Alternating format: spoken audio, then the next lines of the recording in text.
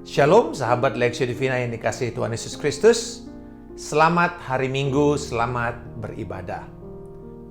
Setiap kita lahir di dunia ini tanpa kita sadari dengan pernyataan ini. Titik-titik adalah hidupku. Baik itu meresap dalam hati kita maupun dalam pikiran kita. Akhirnya sepanjang hidup kita berusaha untuk mengisi yang kosong ini.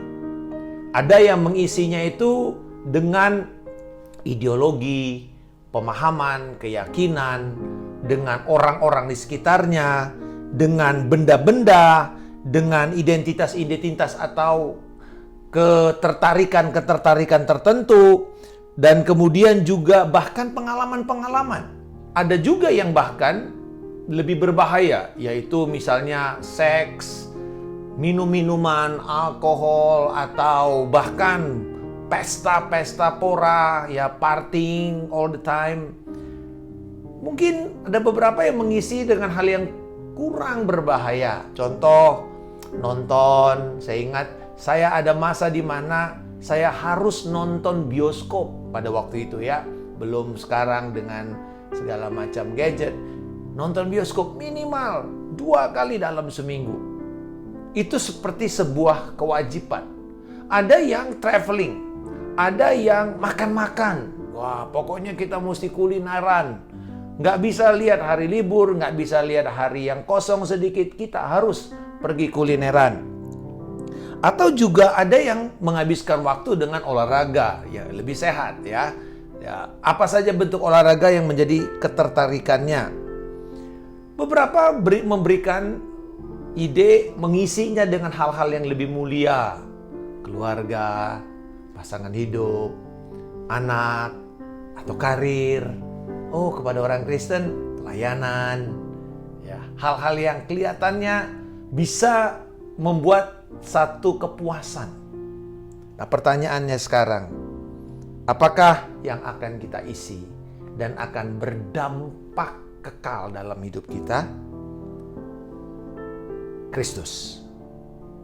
Kristus adalah hidupku. Dan inilah yang menjadi topik kita sepanjang 2 minggu ini. Kita akan bagi 2. Jadi ini adalah bagian pertama dari Kristus adalah hidupku.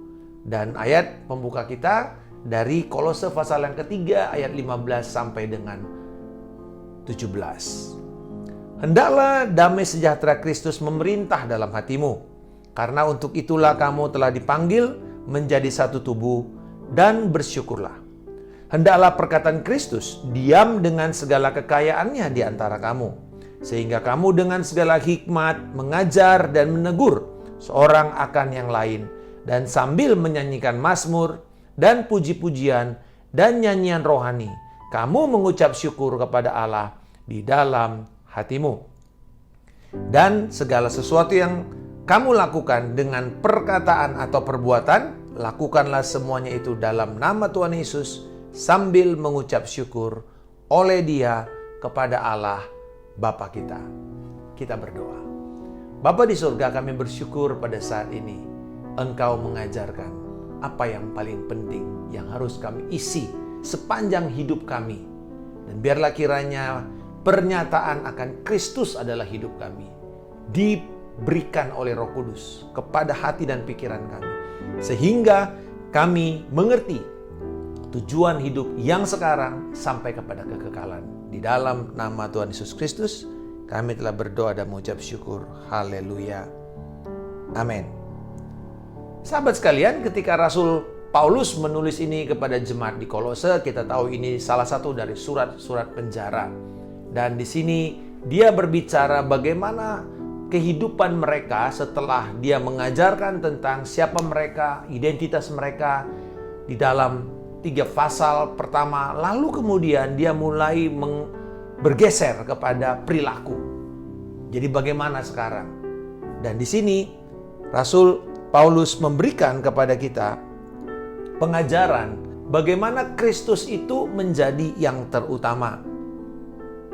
Apa yang harus kita isi dan apa yang akan menjadi cerita hidup kita ketika kita membuat titik kosong itu adalah Kristus. Kristus adalah hidupku artinya menjadikan Kristus sebagai pusat dan sumber hidup kita. Kristus memerintah, memenuhi, meresapi, dan ditampilkan dalam berbagai area hidup kita. Jadi, dimanapun, apapun, kapanpun, dan bagaimanapun, Kristus adalah hidup kita. Itu harusnya menjadi moto kita. Seperti dulu ada moto dari Coca-Cola, kapan saja, di mana saja, siapa saja. Dan sebenarnya hal yang sama, kita harus berpikir, Kristus adalah hidup kita. Bagaimanapun, dimanapun, kapanpun, dan apapun yang terjadi dalam hidup kita. Kita harus menjadikan dia pusat dan sumber hidup kita. Kita akan melihat dua hal di dalam bagian ini, renungan ini.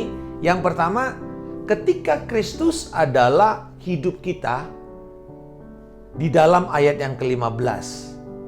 Hendaklah damai sejahtera Kristus memerintah di dalam hatimu, karena untuk itulah kamu telah dipanggil menjadi satu tubuh dan bersyukurlah.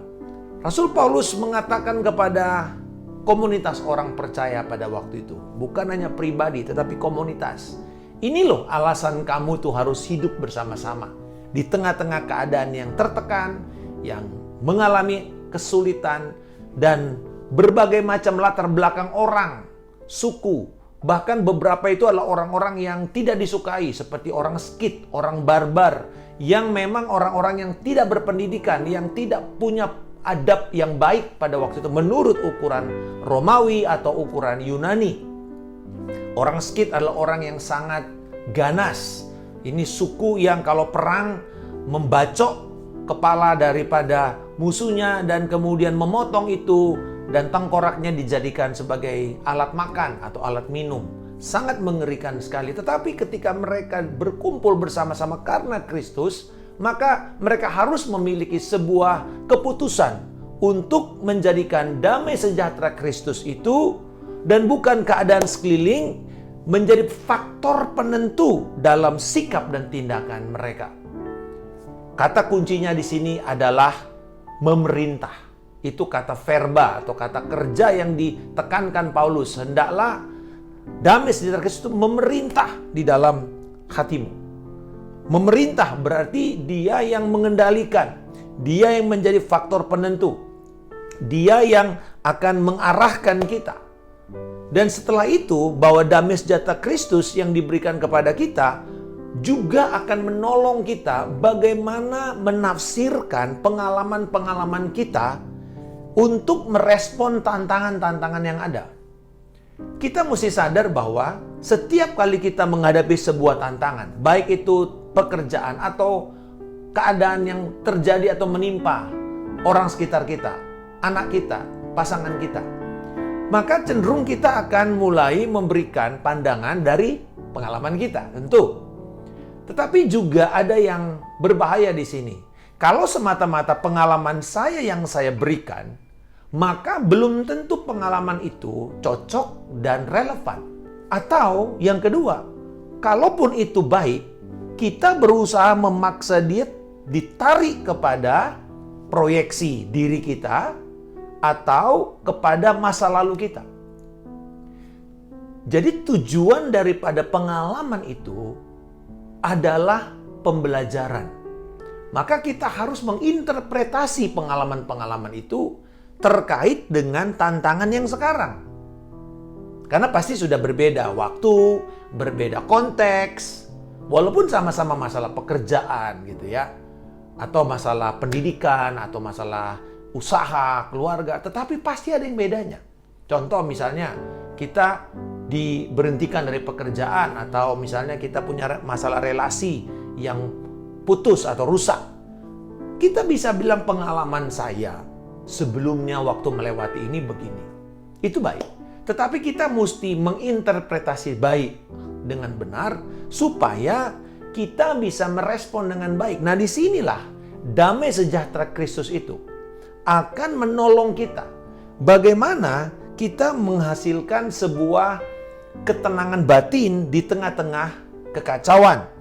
Damai sejahtera Kristus memberikan kita sebuah keadaan yang tenang di tengah-tengah ancaman, di tengah-tengah aniaya, di tengah-tengah kesulitan, di tengah-tengah keadaan yang bahkan secara fisik itu bisa mengancam kita. Damai sejahtera itu juga menciptakan sebuah harmoni di dalam keadaan yang sepertinya ini udah bersengketa, bertikai, atau mungkin hampir kepada perpecahan. Damai sejahtera Kristus itu juga akan memberikan kepada kita ketenangan untuk kita bisa mengambil keputusan dengan baik, dengan tenang, tidak gerasa-gerusu. Jadi itulah sebenarnya yang Kristus tawarkan kepada kita ketika damai sejahtera itu memerintah dalam kita. Jadi ketika Kristus memerintah atau ketika Kristus adalah hidup kita, maka yang pertama, damai sejahtera itu akan memerintah. Jadi sebagai hasilnya ada dua kalau damai sejahtera itu memerintah dalam hidup kita, dalam konteks kita berkomunitas.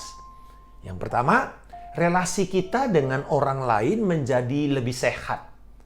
Ini terjadi juga kepada sebuah kelompok, misalnya WA group, keluarga, jemaat, komunitas interest group. Karena kita lebih mementingkan bagaimana keutuhan daripada kelompok ini, dan kita tidak akan entertain hal-hal yang sepele. Kalau ini cuma sepele, mungkin kita nggak harus ngotot.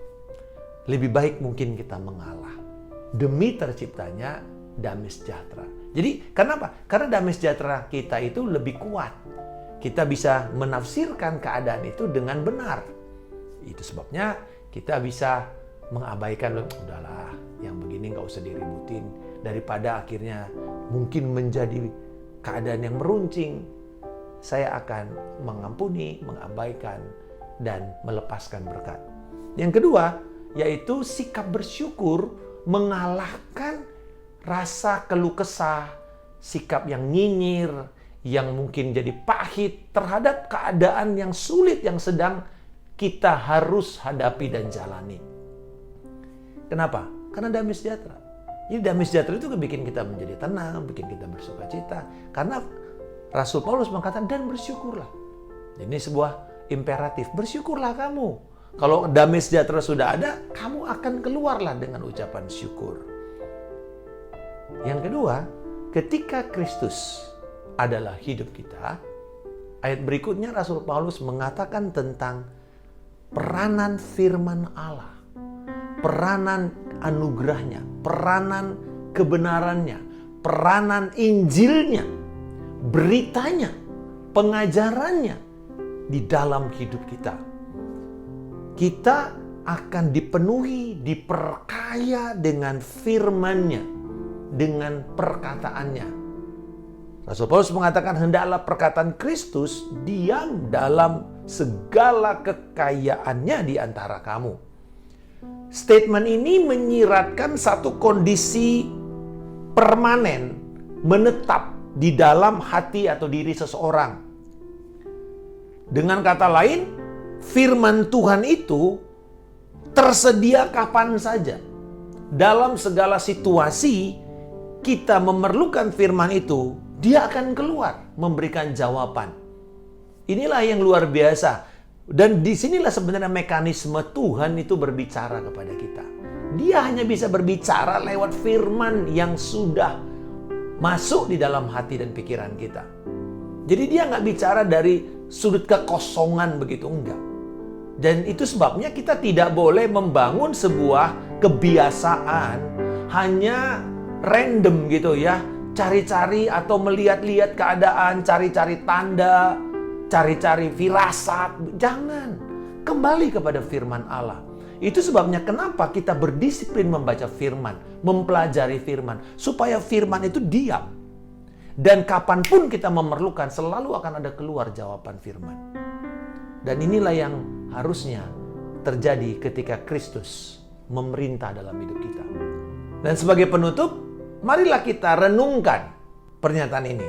Sebelum saya berkata atau menjawab seseorang, apakah perkataan saya ini konsisten dengan ajaran Kristus?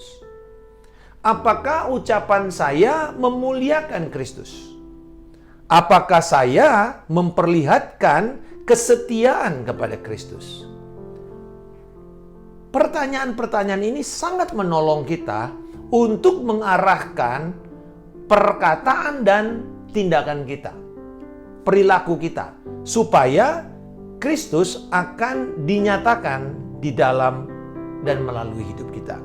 Baik perkataan atau perbuatanmu, kamu harus lakukan di dalam nama Tuhan Yesus Kristus dengan sikap bersyukur, dengan pengagungan kepada Allah, kepada Bapa. Jadi di sini betul-betul bagaimana keterlibatan Allah Tritunggal, Bapa, perkataan Bapa dalam Kristus, dan Roh Kudus yang memberikan kita kekuatan untuk bersyukur. Dan kita tahu dan sadar bahwa setiap perkataan, setiap perbuatan kita akhirnya harus kembali kepada pertanyaan paling mendasar. Apakah saya sedang memuliakan Tuhan?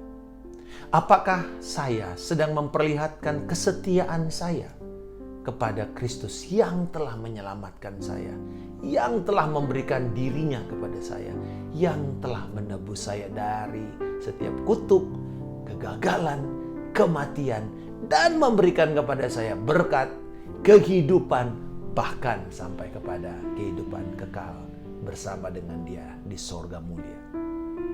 Bapa di sorga, kami bersyukur kalau hari ini kami dikuatkan dan diingatkan untuk senantiasa menyadari di luar Kristus, maka segala yang kami isi akan seperti mengisi air di ember bocor.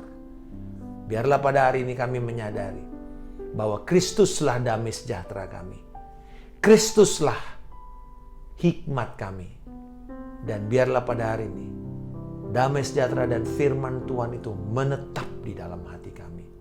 Sehingga apapun yang kami katakan, kami perbuat, kami lakukan itu di dalam nama Tuhan Yesus Kristus, sesuai dengan firman-Mu dan untuk kemuliaan Engkau. Di dalam nama Tuhan Yesus Kristus, kami telah berdoa dan mengucap syukur. Haleluya. Amin. Immanuel, salam kemenangan. Saya Pendeta Markus Simanjuntak.